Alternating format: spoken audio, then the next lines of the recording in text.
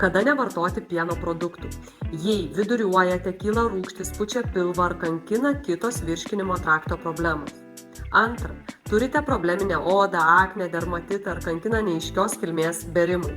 Trečia, peršalote, bėga nosis, skauda gerklę, kankina ūmus uždegimas.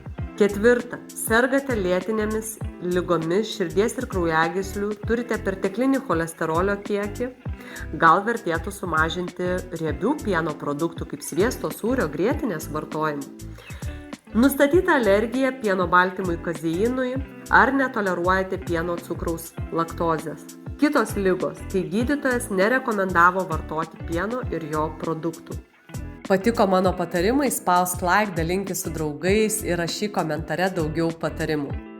Daugiau mano mitybos patarimų rasi knygose, mitybos programuose ir seminaruose, kuriuos kviečiu įsigyti Sveikatai palankus svetainėje. Sek mane socialiniuose tinkluose, prenumeruok naujienas Sveikatai palankus ir būk pirmas, kurį pasieks naujausia informacija bei receptai.